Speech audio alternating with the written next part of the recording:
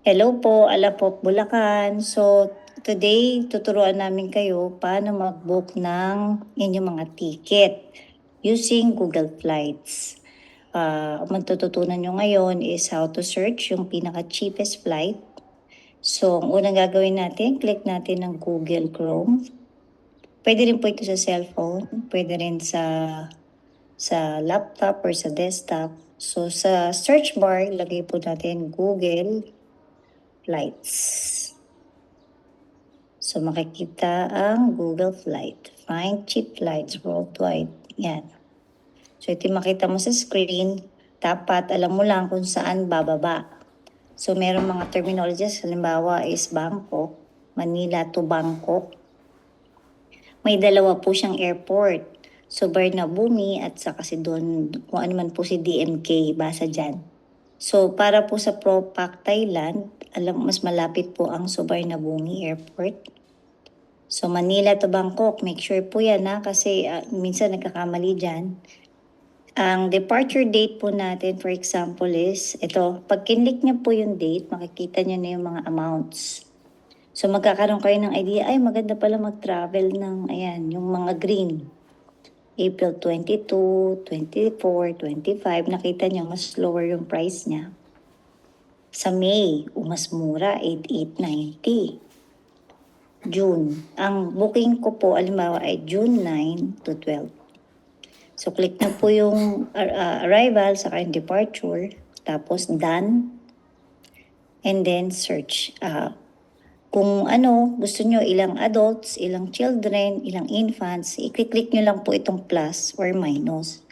For this purpose, isa lang muna ang ilagay natin para makita nyo magkano ang per head. So, click po natin na search. Makikita nyo dito merong best, merong cheapest. Dahil ako po ay medyo gusto ay nakakatipid. So dito po kiniklik ko ang cheapest. So pagka-click nyo po niyan, magkakaroon yan nakasorting sa pinakamababa hanggang sa pinakamataas. So itong mga nasa ibabaw, yan po yung mga non-stop. Nakita nyo po ito, non-stop. 3 hour 30 minutes ang biyahe. Pinakamura niya is 9,726. Pero ang oras po niya, alis ng eroplano 8:10 p.m., ang dating po doon ay 10:40 p.m. So pagka lumabas ka, kinuha mo yung baggage mo, tapos immigration, siguro abutin ka ng mga 11 or 11:30, ganyan. So ito yung airline. So this is Philippine Airline. Ito nasa baba, Cebu Pacific. Philippine Airline, yan, Philippine Airline. So, depende po sa budget nyo, kung anong pipiliin nyo dyan, depende rin sa time, kung saan nyo po gusto dyan. Pero kung ako po ang pipiliin ko po itong medyo hindi masyadong gabi. Pwede itong 9:40 a.m. or itong 3:45 p.m. So, halimbawa, kinlik ko yan. So, pipiliin mo naman ano yung top returning flights. Meron naman po kaming, back muna natin. Meron naman po akong ginagawa. So, halimbawa, gusto kong magkaroon ng layover. Bumalik po tayo dun sa, sa June 9. So, kung gusto kong magkaroon ng layover, meaning po nun, halimbawa, pupunta lang akong Thailand, pero gusto kong bumaba ng Singapore or ng ibang available na layover, pwede ko pong gawin yun para instead na isang bansa lang ang napuntahan namin, 2 bansa po ang mapupuntahan. So, nandito po yan usually sa other departing flights. Baba natin to. Yung view more flights. So, dito makikita mo, Scoot Airline, 6:55 a.m. to 7:35 p.m. 13 hour and 40 minutes. Bakit ang tagal? Kanina yung direct flight, 3 hour 30 minutes lang. Kasi meron po siyang one stop. Ito yung 7 hour 20 minutes to Singapore. So para makita mo yan, click mo po itong nasa baba na arrow. Yan. So yung kanina pipiliin ko sana na 3:45 p.m. Ito po, di ba? 10,544. Pero pag nag-layover ako, dahil for example, gusto ko mag-Bangkok, then mag-Singapore, ito naman pipiliin ko. Halimbawa, Ang mangyayari po dyan, aalis ako ng 6:55 a.m. Magta-travel siya ng 3 hour 45 minutes to Singapore. So 10:40 a.m. nasa Singapore na ako. Parang ganon. Tapos from 10:40 a.m. hanggang 4 p.m., itong layover po na to, 7 hour 20 minutes, pwede po akong lumabas at gumala sa Singapore. Ayan, gamit na gamit ko po yan. Lagi po namin ginagawa yan. So, kung may visa po dito, halimbawa China yan, yung layover, kailangan may visa po kayo bago makababa. Itong time po na to, napakaganda na po niyan. Tapos, 6 p.m. from Singapore, lilipad naman ako papuntang Suvarnabhumi Airport, Bangkok. So, makakarating po ako doon ng 7:35 p.m. ng June 9. Di po ba, halimbawa, ang check-in natin ng June 9 is 2 p.m. So, instead na, balikan po natin to ha. Instead na 3:45, 6:30, ito na po yung pinakamura kasi dito sa direct flight, pwede nyo pong gawing option itong si Scoot. So, nakita nyo po, pwede ka na, nakalibot ka na sa Singapore, di ba? So, halimbawa, ang pipiliin natin is ito. Nagdagdag lang ako ng 1,000 something, so select flight. Pipili naman po ako ngayon ng returning flight. So, ang option ka ng returning flight is itong si Philippine Airlines non-stop. Or kung trip mo po ulit, bumalik ng Singapore, kaya lang ang layover niya is 1 hour 45, medyo ano na po yan. Pwede 1:25 a.m., depende po ito sa schedule nyo. Pero for Alapop, ang ano po, ang sunduan ng bus, minimum at least daw 20 tao na sabay-sabay or 20 ticket para sunduin ng bus. Yan. So, kung ako yaan, parang gusto kong ma-utilize yung araw bago umuwi, usually po, ang pinipili ko itong gabi. Panggabi na mura. So, depende pa rin po sa inyo yan. So, ako po, for example, ito 4:05 a.m. o kaya kung gusto mo bumaba ng Singapore, bumili ka ng ano bang nabibili doon. Itong si Scoot, alas 12 ng madaling araw, magle-layover ng 1 hour 45 minutes. Medyo bitin po ito pagka ganito. Kasi baka maiwan po kayo ng next flight. Dahil tatakbuhin niyo pa po yan kung iba ang gate. So, ang pipiliin ko dito, kung ako po ito. Kasi pag tinan mo sa baba, dito 16,000 na yung returning flight. Click mo may view more flights. 9 a.m. Ito, pwede po ito. Kaya lang sayang yung araw nung hotel. Pwede 10:30 p.m. Pero for this purpose, para mabilis, ang pipiliin ko po ay itong 11:50 p.m. ng Philippine Airlines. So, ayan. Ang total po ng ticket ko, nakapunta po ako ng Manila, Singapore, Bangkok, tapos from Bangkok to Manila is 11,135. So, kung okay na po sa inyo yung presyo na yan, ito naman po yung mga pagpipilian. Si Kiwi.com, my trip ko to gate, pero hindi ko po gusto or na-try ko na po ito si Kiwi, kaya lang parang minsan hindi maganda dahil parang nakakak yung credit card mo. Hindi mo alam kasi kung secure itong mga booking third party. So, mas advisable po, pumunta kayo mismo dito sa airline na to, sa Scoot, sa Philippine Airlines. So, example, bubukas po ako ulit dito ng isang browser. Philippine, Scoot muna tayo, Scoot Airline.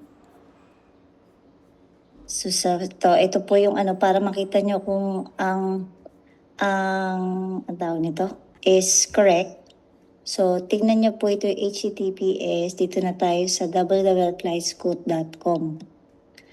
Pag kinlik nyo yan, meron dyan, yan. Tignan nyo po yung official website. So, dito, pwede po kayo mag-sign in or mag-log in kasi yung points po niyan sayang. So, maganda po mag-sign up kayo para natitrace nyo rin yung ticket nyo at saka yung mga points nyo dyan. For this purpose, ano na po muna natin yan. So, dito sa round trip, going one way. See may redeem flights. Kaya kung member ka, important yan. Diyan yung lalabas ang inyong mga ano. So dito sa currency, Philippine peso, para hindi na tayo mag-compute kung magkano ang conversion. So from Manila, huwag niyo pong kakalimutan ito, to, ano ba yun? Teka, nakalimutan ko na. Bangkok. June 9. Bangkok. Ayan. June 9. One way lang po tayo. Ito po is kung gusto nyo nga mag-layover. So, click on search, one adult.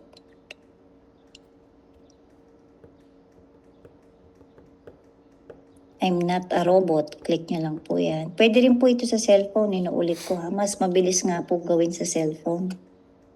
So, pag balikan natin yung oras niya, 6:55 a.m., 7:35 p.m. Ito po yun, Manila Bangkok. Meron kang transit na 7 hour and 20 minutes to Singapore. Diba? Ang saya. Click mo select fare. May choices dyan kung basic, value, or flex. Kami po, experience ko, lagi po akong basic lang muna. Kasi halimbawa, ang ibubook ko is 10.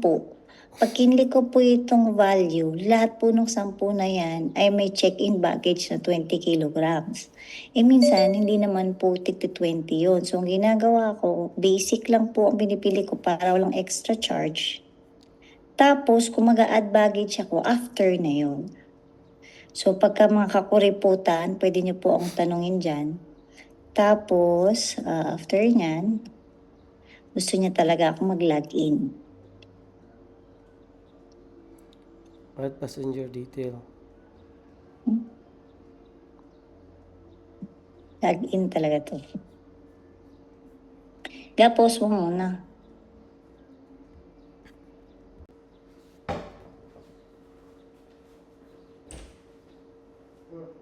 O yan, dito sa right side, meron palang add passenger details. Nakaharang kasi yung aking, kaya hindi nakita. So, add passenger details.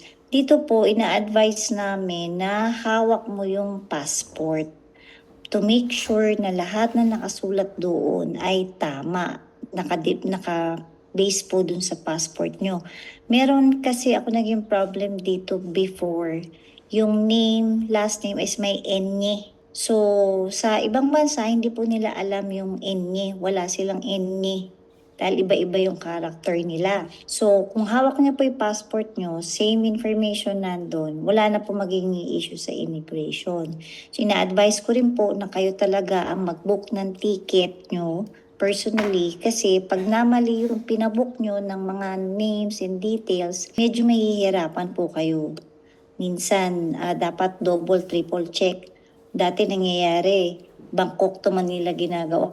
Marami na po ako experiences, kaya pinaka-the best po, matutunan nyo itong tinuturo namin sa inyo. So you know personally how to book your tickets. And this will give you more opportunity in the future na pag magbibiyahe kayo ng family nyo, hindi na kayo na-intimidate kung paano mag-book. So dito, first name, halimbawa ako po ito, minsan pangalan ko nakakalimutan ko pa. So yan, date of birth, kailangan po ay magtutugma yan dahil chinecheck po yan. Kung gusto nyo akong regaluhan, ayan, alam nyo na yung birthday ko. Philippines. Ito po ay kung meron kayong account number dun sa membership. So yan, place of residence, importante po ito, Philippines. Tapos ito, huwag nyo i-check kung kayo po ay hindi OFW. Mag-practice po magbasa word per word po. Kasi pag namali po kayo dyan, chinek nyo OFW, hahanapan po kayo ng OFW card. Ito po yung passenger, pwede po nyo ilagay yung sarili nyo din dyan. Or kung meron nga nag-book na iba, yan, Philippines ito, 63. Cellphone number nyo kasi dyan po nag-alert yan. Postal code. Tapos, click yung go to add-ons. Napakadali lang po nito para lang po kayo nag-open ng account sa Facebook or saan ba man. Pero, ang importante nga po magbasa. So, ito, add baggage, kaba, seats, meals, and other add-ons. Kung ako po, at this point, hindi ako magdadagdag muna. After na lang. Tsaka po ako nagdadagdag. So, yan. Browse nyo lang po. Ito, pwede change your flight. Kung gusto mo magpadagdag ng wifi. Gusto mo ng seat selection. Yan. Kung gusto mo kumain. O yan. Pero as of now, ticket lang muna ako. So, click lang po tayo. Review booking. Yung nasa pinakailalim. So, ang ticket ko po papunta ay 4,755. Pag gusto mo makita yan, in details, ito na siya. So, 6:55, triple check nyo po ito Manila, Terminal 3, 6:55 a.m. So, dapat po mga 3 hours before, andyan na po kayo. So, kung 6:55 yan, dapat mga 3, tama ba? 3, 4, 5, 6, tama. 3:55 o 3:30 mas mainam, andyan na po kayo dahil minsan yung immigration matagal. Tapos mag one stop po siya, click nyo yung one stop, dun sa Singapore po yan. Ayaw na maklik. Pero alam na po natin yan. Ito, click nyo po yung flight details. So 6:55, Ninoy Aquino International Terminal 3, 3 hour to 45 minutes, darating ng 10:40 to Singapore, Changi Airport Terminal 1. Alam nyo po, sa Singapore, kahit dyan ka lang sa Changi Airport, libang po kayo dyan kung ayaw nyo lumabas. Pero kung gusto nyo pong matatakan ng passport nyo, kailangan nyo pong lumabas. So per country, depende po sa country, meron po yan mga parang yung sa atin, yung sa, ang tawag nito, yung e-gob. Meron po mga pinifill upan na entry form. Meron naman po mga explanation yan in the bago tayo umalis, may pre-departure meeting po tayo. So yun, fill up nyo po yan para sa immigration, mabilis lang, seamless lang. So mag-stay po tayo sa Singapore kahit mga 5 hours. Marami na po kayong malalabasan dyan. Kung meron kayong atomic card, yung train station nyo, papatak lang yan ng 2 pesos. Kung saan man kayo mapunta, 2 pesos lang ang na-charge sa amin kung may atomic card po. Tapos, Singapore, lalabas po kayo ng 6 p.m. So, dapat balik po kayo sa airport ng mga 4 p.m. Mabilis naman po dyan sa Singapore. Tapos, bibiyahe na ng Bangkok. So, Burnabungi International Terminal. So, ayan, na-check na natin. Tama naman. June 9, tama. Okay, so, ang fare po natin is 3,000. Yan. So, 3,805. Yun lang, Terminal 950. Yan, make payment. Yan ulit, check po ulit. This is Narisa Larobis, in Larobis at Gmail, mobile number, residence. Ito yung ticket, check mo ulit. Wala naman po masama, mag-check po kayo ng paulit-ulit. Basta make sure na tama. So dito kay Scoot po kayo, ang payment is pwede credit card, Google Pay, PayPal. Pero kung kayo po ay AirAsia, yung mga Philippine Airline, meron po GCash, PayMaya, Dragon Pay, yan. So, makikita nyo rin po yan mamaya sa Philippine Airlines. So, pag pinlik mo ang credit card, yan, nalagay mo na yung card holder name, card number, ano, expiry date. Yan po mga information na to, makikita nyo sa credit card nyo or sa credit card ng asawa nyo. So, kunin nyo na po yung credit card ng asawa nyo. Tapos, CVV2, ito po yung 3-digit na nasa likod ng credit card. Billing address, town, city, yan. Pagka-click nyo po yan, pag natapos nyo po yan, ito, I have read and accept. Tapos, terms and conditions by submitting information, yan. I-click nyo na po itong pay sa dulo. So, yung ibang credit card, hihingi po yan ng OTP. Yung iba naman po, diretso lang. Yung OTP, yan po yung detect sa atin na 3-digit or 4-digit code. Tapos, para ma-authorize yung transaction. Pagka-click nyo po ng pay, magkakaroon na po kayo ng ticket. So, yung ticket po na yun, ipiprint nyo or i-screenshot nyo, save nyo sa phone, yun po ipapakita nyo doon sa pagpasok sa aeroplano. So, halimbawa, nakakuha na po tayo ng scoop. Balik naman po tayo kay Philippine Airlines. So, meron ka nang papunta, di po ba? So, lagay po tayo ng isa, si Philippine Airlines naman. Ano ako mag-new? Ito, by new tab. So, dito sa search, lagay mo Philippine Airlines. So, titingnan mo yung ito. Ako usually dito kumukuha, hindi sa sponsored result.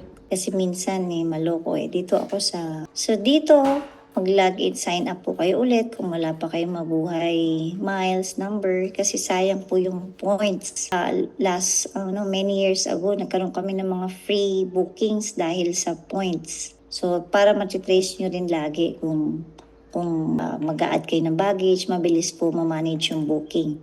So, pauwi, di po ba, balikan natin itong na-search mo kaninang napakagandang ticket. So, dito ay one-way rin kasi hindi round trip dahil nagtipid tayo. So, ang departure mo na is Bangkok.